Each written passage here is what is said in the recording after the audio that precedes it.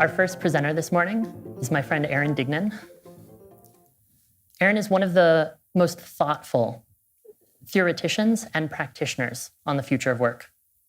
He contends that in this era of constant change, organizations are confronted with new liabilities, and that in order to succeed, teams need to upgrade their organizational operating systems to prioritize building emergent and responsive organizations. I met Aaron shortly after he founded The Ready, when the company was just 2 people working from a WeWork. And I've had the pleasure over the last 2 years of watching The Ready grow into an organization filled with incredible people whom I'd be honored to work alongside. In many ways, I consider the mark of an exceptional organization the kind of talented and thoughtful people that org attracts. And The Ready rivals any organization I've ever seen. So without any further ado, it's my great pleasure to introduce the founder of The Ready and founding member of Responsive Org, Aaron Dignan. Thank you. Okay, so it's always hard to figure out what to say to this group because a lot of you already know everything. Many of you have taught me everything that I know, so it's always a fresh take that I try to bring. And I have a few different angles that I want to stitch together today. The first is because we have a mix of people in the room, just to talk a little bit about what a responsive org is and how that idea maybe has changed or shape-shifted for us. So how many people in the room identify or understand the label teal organization? Okay, pretty strong. So Lalou's book has sold well in this room. What about an open organization? Few. What about a participatory organization? Okay, now you're starting to sense all these movements. Emergent organization, anybody read anything about that? What about beyond budgeting? Who's read about that? Oh, much smaller. That's the more European contingent. What about a beta org rather than an alpha org, a beta org? Okay, so only a few Niels-Flagging Beta Codex fans in the room. And then what about a deliberately developmental org? What about a B Corp? I could keep going. The point is that there are all these disparate movements happening around the world, which is a really exciting and positive thing, but it's also a confounding thing. Because it means that as each new movement, a new label gets thrown out into the world and branded, we have to try to decipher, is it the same? Is it different? Is it better? Is it worse? Does it help the movement? Does it bifurcate and sort of separate the movement? And I don't have answers to those questions, but those are the things I'm always asking. So part of the way I define what's a responsive org is actually by what it's not. And so I thought we could start there. So what it's not. So this is the present world of work. We have bosses that we're not really big fans of, okay? We have we have Gantt charts on Gantt charts on Gantt charts. We have inbox overload, and if you're a Slack user now, you've traded that for Slack, inbox overload. You've got calendars. This is an actual client calendar, real life client calendar, and then just the sort of low engagement that comes with that. That is the present day world of work for most people that go to work. Hopefully not the people in this room, but by and large, wherever I go, that is the reality. And so, we have a lot of people to thank for that, but obviously this is really, at some level, the outcome of scientific management. Here's, Freddie Taylor, and he's feeling like, wow, that escalated quickly. The idea was just to make work a little bit more efficient, maybe free the workers from the tyranny of thinking, and suddenly we got where we got. And it's being persisted today. It is 100 years old, this way of work, and maybe even older than that, depending on how you measure. But it's actually quite persistent today. You think about, well, how are we educating people today? How are they being brought into the world of work? How are they being, modeled and mentored? And so, it's true that there are a lot of different organizations out there that are continuing to narrate this paradigm of capitalist extraction, command and control bureaucracy, hierarchy. And of course, it's not cheap. So that's that's the present day snapshot. That's what it's not. And I wanted to highlight a story that actually came from a person in this room. I won't say who, but this is a real story that really, to me, just throws into stark contrast how bad it's really gotten and how much of an urgent need this is. So we do this thing that we learned from Holacracy called a check-in round. It's beyond Holacracy, it might be a liberating structure, et cetera. But a check-in round at the beginning of meetings with clients. And so we get around the table and everyone just says, hey, what's got your attention? Where's your mind at? Get centered, get present in the room, that kind of thing. And with a recent client engagement in the last year, a check-in round contained an insight from a woman who said, I seriously and honestly thought about getting in a car accident today on my way to work so I wouldn't have to come in. And that just hit us really hard in an emotional way, in an empathetic way, and in a way where it was like, how can that be where we've gotten? We can put people on the moon, we can make electric cars, we can put computing power in our pocket, we can do all this amazing stuff with our innovation, but somehow we've still left management in a place where it makes people want to crash their car rather than come into work at a major company that you all have probably spent money with. So it's a real pervasive challenge. And when we think about what it's not, then we can start to clarify what it is. So for me, I know you can read the manifesto, you can look at a lot of different literature from any of those movements and hear a lot of principles, a lot of definitions, a lot of ways to define it. For me, it kind of boils down, if you aggregate all that stuff, to three basic ideas. One is that these companies have got to become more adaptive. They have to be able to learn. And learning in the face of a rapidly changing world, in the face of lots of different constituents, in the face of complexity, being able to dance with complexity and uncertainty means that adaptive organizations is one kind of pillar of it. The second pillar, and I think one that's really deeply held by the responsive org community, is human. That they are meaningful, that they are purposeful, that they connect to our difference, to the balance and the richness that was just described by Robin, that they sort of that they deal with the inequality, that they deal with the levels of diversity and inclusion, that they deal with all the challenges about what a truly human workplace where you can show up whole and find prosperity is. And so that's kind of the second column. And then the third one, which we don't talk as much about in these movements, but I think is becoming increasingly clear, is sustainable. That these organizations are in tune with their environment, with their context, with the planet, and that they're not extractive, that they're not, sort of creating growth at the expense of some other system. And that's a really tough problem to figure out and to solve. And in fact, a lot of the gains in society in terms of what we're able to do and how we're able to live and quality of life may have actually come at the expense of some of our natural systems. And so then, untangling that is really challenging. So you take any one of those things and you have a huge moonshot management challenge to deal with. And when you put them all together, you get what responsive is really all about for me. And so that's the kind of definition. Now, if you value these things, and I think most of you do, if you value adaptivity and learning and humanity and sustainability, then this might have been a very interesting year for you. Right? Because there's so much going on where those things are at stake. And for the people I work with at the Ready, it's been a constant dialogue to say, is this the best use of our time? Right? We got really excited about this responsive org movement and this changing world of work, and it's what we do for a living. But then you go to work and you check the news and you look at what's happening to your friends and colleagues and kind of what's happening in the world, and you have to ask yourself, is this really what I should be doing right now? Is this the best use of my hour? Is this the best use of my day? And some days I feel like the answer is no, and some days I feel like the answer is yes. On the whole, the reason we keep doing what we're doing and kind of persist is that we feel like there's an equation playing out in culture, and that this creates a kind of a lever.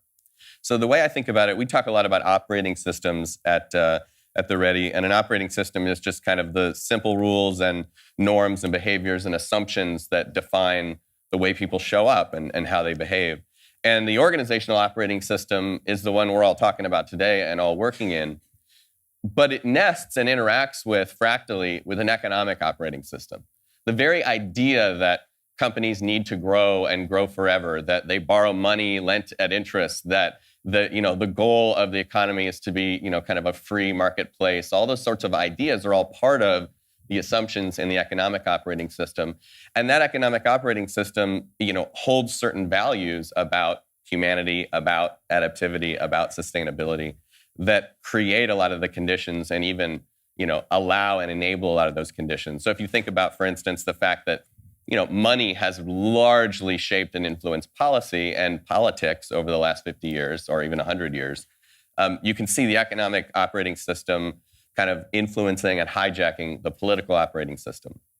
And then you have the cultural one, which is just kind of what's acceptable, how do we show up, What kind of behavior do we expect? What are the norms? What are the values of the culture at large? And our thesis is that it's really, really hard, actually, to change the economic operating system from within. You're not going to go become the chairman of the Fed and completely unwind fiat currency. And you're not going to go into the culture operating system and suddenly find yourself, Kim Kardashian, and you can just completely influence the behavior of 200 million people with the drop of a tweet. The much more likely way to put a lever on things is for a large number of people to create, found, influence, shape, change organizations that create the capital, that create the community context, that create the relational context, that influences the economy, that influences culture, that shapes, 8 to 10 or 12, depending on where you work, hours of our waking life. There's a huge kind of potential energy there. And so even though we march, and even though we show up, and even though we donate, and even though we invest, and even though we agonize over all the things that are happening in culture right now, we're kind of doubling our commitment to the idea that if we can start a groundswell in the way organizations think about themselves and show up and what they value, that will play out, that will ultimately shape the way these other operating systems show up. And obviously, the jury's out on whether that's true, but that's really been our contention. So if you buy that, then the next question is, well, how's it going? And what I want to do actually is start, I can only tell you how it's going for me and for us to a certain extent, but I actually thought we have a really interesting, mixed community here of practitioners, of coaches, of clients, of thinkers, of internal, entrepreneurs around this stuff. I thought it'd be cool to hear from each other. So actually what I'd like you to do is check in with your neighbor. You're going to find a neighbor. It has to be a trio. That's totally fine. And I just want you to ask them two questions. One is, how do you show up to this work? Are you doing this work actively in a company that you're in, that you founded? Are you a coach? Are you an advocate? Are you just sort of a supporter? Did somebody drag you here and you're like, where the hell am I? And is this a cult? So how did you get here? What's your connection to the work? And then if you are doing the work in any capacity in the world, how's it going for you? Are you optimistic? Are you pessimistic in the present moment? How are you feeling it in your body? How are you feeling it in the work and the clients that you're interacting with, or the people inside your organization that you're interacting with? So just take 2 minutes, check in both directions, 1 minute aside, and then we'll proceed. All right, coming back to center. Back to center. Good check-in. Okay, so based on the conversations you just had, how many people feel like the person they just talked to is involved in this work in some way? Okay, so strong contingent. How many people feel like the person they checked in with is optimistic about the work? Pessimistic about the work? Somewhere in between, neutral. All right, good. That's good. So what I tried to look at is there's certainly the emotional side of the story, and there's also the numbers side of the story. And you could actually measure any of these movements, right? So you could go out and look at how many organizations practice holacracy, how many are sociocratic, how many are practicing open organization, how many are using this tool or that tool, right? One that I thought would be an interesting benchmark to just look at today is the certified B Corporation, right? Because the bar is high, but not too high. It's not demanding total self-organization or total, kind of autonomy, but it's socially positive. It's promoting balance. It's promoting a kind of way of working that's purpose-oriented. And so if you look at the data, there are 2,255 certified B Corps globally within that movement, and some very, trendy and popular and important ones as well, right? You've got Patagonia, you've got Etsy, you've got Warby Parker, some big names. There's also a lot of small names in that group, and I would say the vast majority of certified B Corps are less than 20 employees, let's say, right? So that feels like a number that is sizable. That's a force if you put all those people together. But then we just went and did the data, and if you actually map how many companies just in the US have more than 10 employees, there's 2,709,302, and every year we create another 450,000 small businesses. And so the numbers tell a story of basically we're 1,000 times smaller as a movement by that one lens. And sure, go ahead and add the other 1,000 companies that are this kind and the other 1,000 companies that are that kind. We're still off by a factor of hundreds and hundreds and hundreds of times of scale. And so in many ways, it can be a bit of an echo chamber. And I talked about this last year. We can get really wound up in the idea that this is happening and it's happening at scale. And, there are best-selling books about it. And doesn't that mean? And yet the data tells a story where this is still very early days. From this is sort of day one in Bezos speak for this movement. And it's a time to be especially cautious about that because it's day one, but it's been 60 years since McGregor wrote The Human Side of Enterprise. So it's day one, but it's actually day, 90,000 or whatever, right? Like there's been a long time for this soup to simmer, and yet we haven't quite hit that tipping point. And so one of the things we think a lot about is what are the ways that we can start to hit that tipping point? And also what are the ways that we can just make the work easier, make the work more sustainable, make the work happen in a way that that adds up to numbers that start to tip the scales for us. And really where the world stands today, I think, it could go either way, right? We could turn around in a year or 2 years and be like, wow, this really started to roll in the face of what's happening in the broader world, and it became kind of a reactionary movement. Or, wow, it just really kept hitting the wall and we couldn't break through. So it felt like what a fun way to sort of wrap up today would be to actually share some of the principles that we've been ironing out in the change work inside organizations over the last year. And we've probably touched, 20 or so in the last year in different capacities across maybe 7 or 8 countries. So there's a lot of data coming at us and a lot of tough lessons learned.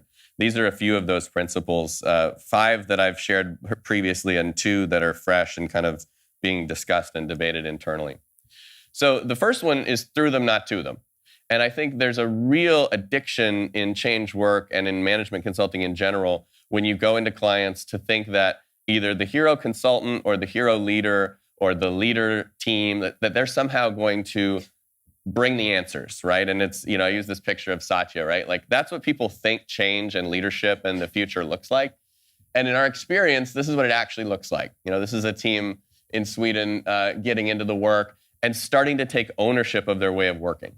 Because it really is about participation and ownership. And there is a fear that if we turn it over to the masses, that they'll somehow screw it up or that they'll become too overwhelmed. Even things like discovery data, when we find out what the tensions are in a system and we ask people what they need, just the idea of sharing that with everybody scares the pants off of most clients.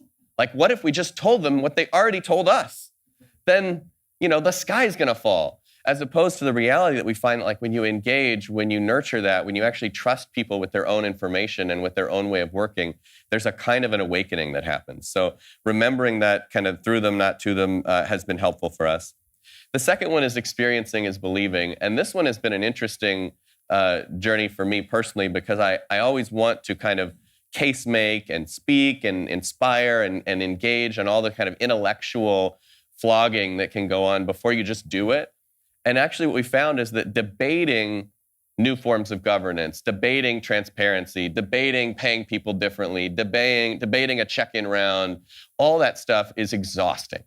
And the reality is nobody has a reference for it until they try it. And the best way to do it is just find a safe to try way to get people to do it, even if it's in a completely simulated context, even if it's in a place that's not where they work. Just do it, try it, and then judge. And so we've actually gotten really excited about this. And for me, it really connected with my childhood and my own son's childhood, where when I was a kid, you had training wheels. That was how you learned to ride a bike. Ride around the training wheels, and then eventually, in my case, I sawed them off, and then you try to ride on your own. And the challenge with that is that you're actually not riding a bike. You're pedaling stationary. It's like Soul Cycle. There's no actual balance involved. But now kids use these balance bikes. This is my son Hux, and he's on a balance bike. He can get that thing going and then put his legs up and ride the bike for 20, 30 yards at a time. So he's able to ride the bike. And when you add pedals, that's just adding power to something he already understands in his body. And so a lot of the work has moved towards, let's not debate doing it this way. Let's just try it in a safe way, in a place where you won't freak out, and then we'll talk about it. And so it's try, discuss, try, retrospect, try, review, revise, right? So that's become kind of a new battle cry for us. The third one, which is popular with this crowd I know, is small is big. There are definitely different approaches to this work that we've seen out in public. Some companies doing big mandates, big rollouts, others doing very small, very targeted ones. We find that it's less about how many people it touches, and it's more about just sort of making the pieces and the movements a little bit more bite-sized. There is value in both approaches, but what we're learning is that small moves have big effects, and that actually the journey is not point A to point B. The journey is point A to point B to point C to point D to point E, and we need to create awakenings and new questions and actually follow those questions to new practices. So instead of saying you're going to go from alpha to beta, we say, let's do things that will start to trigger new questions about, well, how could we budget? But that question might come at 9 months. It doesn't have to come day one. Or how could we distribute authority? That question can come at 12 months. It doesn't necessarily have to happen on day one. What has to happen on day one is, do we have a tension in our way of working that we can ask a question about and do an experiment about that will start a pattern? And one of the things we look for in clients now when we're walking around is just patterns of behavior and practices spreading where we haven't planted them. Walk past a conference room, you see people using a tool or using a technique or treating each other a different way or sitting a different way, and you're like, I don't know any of those people. But they're using our thing, the thing that we brought in. And so then that means that that small move is having bigger effects, that it's starting to spread. And we talk about the emergent organization. I think a lot of the fascination with emergence with a lot of the clients we talk to is these systems are so big, we can't force this top down. It's just too many people to train. We have to figure out a way to get the system to take it up itself and start that pattern of change. The next one is start by stopping. There's the start by starting thing that this community loves to say, which is don't just labor over it and debate. Just start the change by starting the change. And that's still true. Start by stopping is a different rule, which is it's very, very easy, I think, to be additive, right? Let's add a new meeting type. Let's add a new tool. Let's add a new approach. Let's add a new value, a new principle, a new manifesto. But it's much, much harder, and yet provides much more value to take away, to leave space. And so, and if you don't believe me, just check your closet or your garage or any place that you store stuff. We're great at adding, not so good at taking away. So what we've been advocating lately with clients is, here's an actual client calendar. Just do a meeting moratorium. Take 2 weeks off, no meetings, see what happens. Where does it hurt? Or take all the tools you're using, get rid of all of them, see where it hurts. What do you need to do your work, right? So it's sort of the reduction before the addition that has become a really helpful rhythm. And what's cool about it is you don't actually need to know anything about the future of work to do a start by stopping experiment, right? Because all you have to do is stop stuff. You don't have to know what the solution is going to be yet. You can stop, you can see how it feels, what kind of space it opens up, what kind of discussions you have as a group, how it makes you reflect on your way of working, and then proceed to start to look for those solutions and those answers. So start by stopping has been a fun one. Listen to the resistance. So, there's this mindset that I've had in the past where I either wanted to ignore the resistors or I wanted to convert them. So it was such an exciting challenge to figure out how can I convert the resistors and make sure that they're on board with our change program. And what we've ended up doing is really kind of landing somewhere in the middle, which is, they are not pariahs to be kind of judged. It's not like, oh, well, they're the laggards, they're the late adopters, they're the ones that don't get it, all that kind of stuff that we talk about. But it's also not like, hey, let's go figure out a way to steamroll them into playing, because that also can be a huge drain on your time and your energy, your ability to show up to the work. So what we've been changing is actually just their sources of information, right? Resistance is information. And going to them and saying, figuring out, what are you telling us? What would make this work for you? What would make this more interesting? What is holding you back? How are you thinking about it? How are you viewing this program? How are you viewing this conversation? And just having dialogue with no agenda other than increased understanding. And what's cool is you start to understand what about your program is actually being seen differently by different sets of eyes. What about the approach needs to be modified? And also, vice versa, you find that common ground when you don't have an agenda. So using the resistance as information has been really, really helpful. Now, shifting gears, this is one that's become increasingly clear to us. So as many of you know, this work takes a long time, and it takes a lot of you. So, and in fact, we've been talking lately about this idea that if a transformation for a large group of people takes a year, and we can argue about exact length, but let's say it takes a year, and you're going to be full-time dedicated to that as a partner for them, or even as an internal, provider and member of the team, that's a full year of your life, of your working life. So now you talk about, well, how many reps at this work do I actually get to have in a career? 20, 30, 40, depending on when you start. That means the bar is really, really high for what is a quality project? What is a project worth my time and energy? That's such a commitment. And at the same time, what we're finding is that once you do make that commitment and you give yourself to the work and you're in there to hold and protect the space for change and to help people kind of navigate what's happening, it's incredibly draining.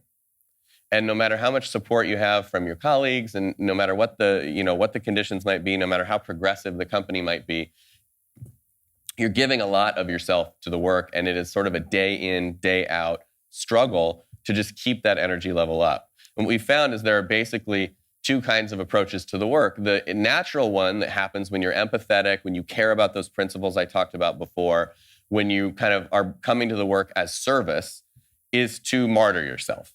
It's basically, I'm going to do it until I can't do it anymore. I'm going to stay late. I'm going to get there early. I'm going to go in whole and not save any part of myself. And basically what you see is those people wind down to a burnout. And people actually questioning, can I do this work as a career for my whole life? Or is it actually too much? Do I need breaks? Do I need to have ways to go do something else for a while and come back to it? Do I need to be an acrobat some of the time so that I can show up to this and still keep my head above water? And what we're finding is that for each person, you have to find the way to recharge, to re-energize, to renew, whether that's in the work or between the work or whatever the case may be. But it has to be a skill set in this community that we don't talk about enough, and that we don't hold space for, that we don't protect each other enough. And so that started to become a new kind of battle cry for us, is actually protecting each other and renewing each other in and around the work.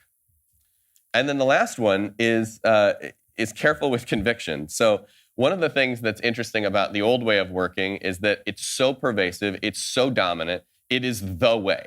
And if you talk to a CFO about budgeting, there's not a lot of light getting through the cracks on like why we need to do this and how we need to do this. There's very little wiggle room. And I'm of the same ilk, right? I mean, I came at this work from more of a strategy and psychology place, but I've always been someone with fairly strong conviction. And what's dangerous, and you'll see two sides of my personality in a second. What's dangerous is if you trade one conviction for another, right? I used to think that it was all about A players and we have to have, performance, and it's all about kind of command and control and controlling the environment, having this perfect culture, this perfect business. No, that's wrong. Now it's gotta be about, you gotta be teal, and you gotta have these criteria, and you gotta have these you gotta do this. You gotta have the check-in round. You gotta have it. As opposed to beginner's mind, right? We can be open to all these different things. And so I look in the mirror and I struggle with this. You may as well. There's a side of you that has traded one dogma for another, and there's a side of you that has beginner's mind.